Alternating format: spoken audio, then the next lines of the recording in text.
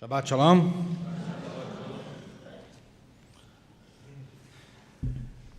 The Talmud posits this question. If two people are traveling on a journey, and one has a canteen of water, and if both drink from it, they will both die. But if one drinks, that person will survive and reach civilization. What should they do? If, for example, you set out with your friend on a 3-day hike in a national park, and you both start out carrying full canteens of water, and you get lost, and now there is only one canteen left, yours. What should you do?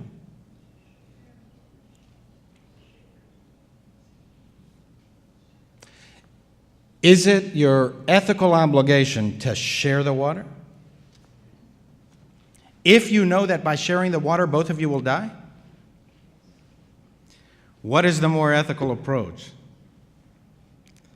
What is the moral responsibility? To save yourself, thus watching your friend die in front of you, but assuring your survival, or to share the water? You've said that 3 times? I think you feel strongly about it. But that will result in the deaths of 2 people.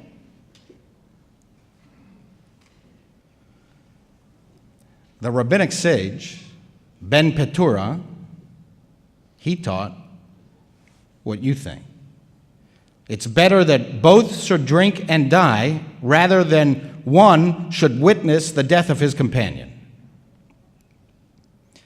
Ben Petura is not saying that it's our obligation to kill ourselves or to sacrifice our lives for the other person. He does not say that we should hand over our canteen to the other person so that they should drink it all and survive and that we should perish. That's not what he's saying.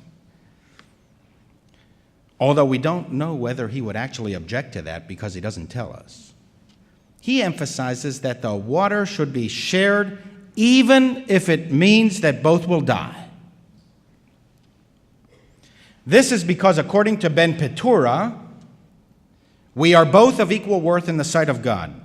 His life is not more valuable than mine, but my life is no more valuable than his. So I cannot prefer my life over his. I cannot treat him differently than the way I treat myself. The Talmud tells us that, by the way, does anybody disagree?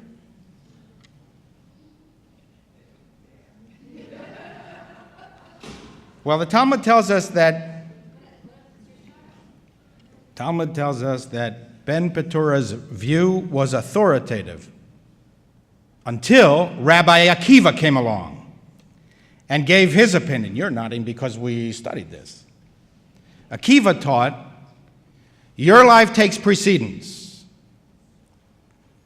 Akiva felt that if it is your water, if you rightfully possess it, to knowingly sacrifice your life is not required. Akiva believes that it is wrong for both people to die, if one can live. And since he believed that we are nearest to ourselves, we should keep the water, as long as we rightfully possess it. Neither Ben Petura or Akiva follow Stoic philosophy or what we might call today utilitarian philosophy. Neither of them discuss what is more valuable to society. Is the life of a president more valuable than the life of a laborer? They would agree, both, that both lives are of equal importance. However, Akiva posits that when it comes to our neighbor, we have moral obligations that stop short of sacrificing ourselves. And ever since, Jews have been arguing about who is right, Ben Petura or Akiva. Both perspectives are problematic. If the issue is the sanctity of human life, why should possession of the water determine the outcome, as Akiva thinks? Both sages appear to agree that one who does not possess the water is prohibited from forcefully taking it. The only question is whether the one who does possess the water should share it with the other. And this case study features prominently in rabbinic commentary on what may be the most important and the most famous biblical verse of all, and it falls in this week's Torah portion, Kedoshim, Ve'ahavta l're'echa kamocha, and you shall love your neighbor as yourself. Many secular and religious philosophers assert that this is the golden rule of life. All of our moral systems are based on this principle. The presumption of the Bible is that there is no more powerful impulse and motivation than self-love. If we love others as we love ourselves, there would be a lot less problems in the world. But does love of neighbor require me to sacrifice my life, to share the water resulting in my death? Akiva would say this is not only unrealistic, but if we willingly give up our lives for our neighbor, it would imply that we love our neighbor more than we love ourselves. I think that what Akiva may have been concerned about was not excessive love of self. It's true that the instinct for self-preservation is strong in every living creature. Even a one-cell organism has an instinct for survival. No living creature need apologize for the will to live. It's also true that every human sentiment can be taken to extremes, including self-love. But the real problems of our world may be rooted not in self-love, but in self-loathing. Many people are dissatisfied with themselves. Many dislike themselves. Many want to be other people. Excessive self-esteem is not always the problem. Often, lack of esteem is the problem. It weakens us and subjects us to temptations of greed, dishonesty, seething frustration, envy, and compulsion towards power and domination. A self-confident, self-contained, self-respecting, and self-loving person is the one who often performs courageous and altruistic deeds and who can endure many hardships for a cause or an idea or a loved one. It's the self-loathing, self-hating person who lusts for power and glory. It is the underconfident person who attacks others. It's often the promiscuous ones who are the most insistent on what they call family values. It's often the disloyal ones who demand fidelity of others. It's often the ones whose sexuality is conflicted who express the most opposition and even hatred toward gays. It is a perception of their own impotence that drives them to assault others.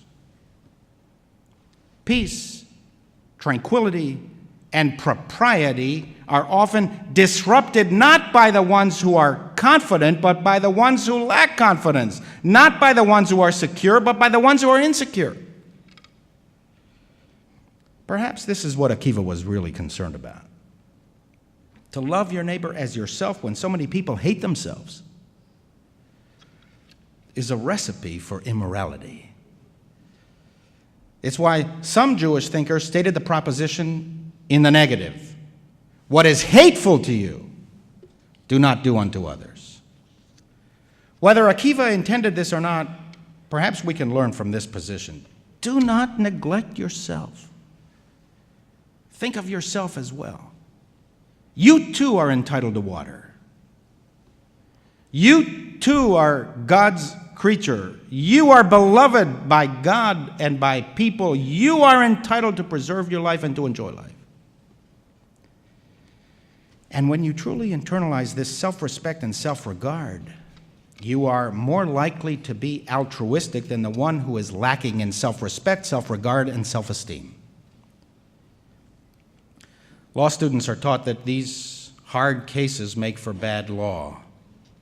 Whether or not the Talmudic scenario was intended to create law or simply to stimulate an ethical discussion, the ethical discussion is illustrated best by extreme examples, life and death. It's easy to love your neighbor if you mean by that taking a cake over as a housewarming gift to a new neighbor. Does love of neighbor require you to hide a Jewish family from the Nazis at the risk of your own life? Or to even sharpen the ethical dilemma, if you knew that you would die, which is the assumption of the Talmud in the case of the water, must you nonetheless hide this family if by so doing you knew that the family would survive? As you may know, 40 congregants are going together with us in July to Eastern Europe. We will visit many places of Jewish suffering and death, including Auschwitz. And I know that many congregants have begun to read books in preparation, they've told me, and I've begun to read some books too. I recently read The Drowned and the Saved by Primo Levi, the Italian chemist who was imprisoned for a year in Auschwitz. Remarkably, and probably without even knowing the Talmudic passage, he too described a desperate situation of whether to share water with another. Here's what he writes. In August of 1944, it was very hot in Auschwitz. Thirst tormented us. Thirst is more imperative than hunger. It does not give respite. Hunger exhausts. Thirst enrages. In those days, it accompanied us day and night. Levi describes how working one day he discovered a water pipe, and he writes, I was alone. Nobody saw me. A few drops came out slowly without pressure. The pipe must only be half full, perhaps less, he said. I stretched out on the floor with my mouth under the spigot. It was water made tepid by the sun, insipid, perhaps distilled or the result of condensation, at any rate, a delight. How much water can a 2-inch pipe contain? A liter, perhaps not even that. I could have drunk all of it immediately. That would have been the safest way. Or share half of it with Alberto. Or reveal the secret to the whole squad. I chose the path of selfishness, extended to the person closest to you. Alberto and I drank the small gulps, changing places under the spigot, just the two of us, on the sly. But on the march back to camp, I saw Daniel, all gray with cement dust, his lips cracked, his eyes feverish, and I felt guilty. I exchanged a look with Alberto. We understood each other immediately and hoped nobody had seen us.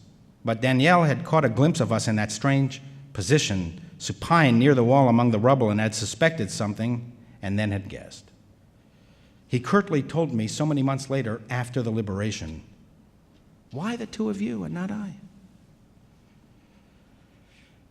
Danielle is dead now, but in our meetings as survivors, the veil of that act of omission, that unshared water, stood between us, transparent, not expressed, but perceptible and costly.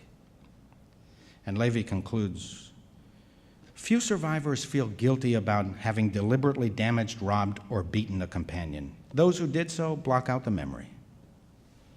By contrast, almost everybody feels guilty of having omitted to offer help. Amen.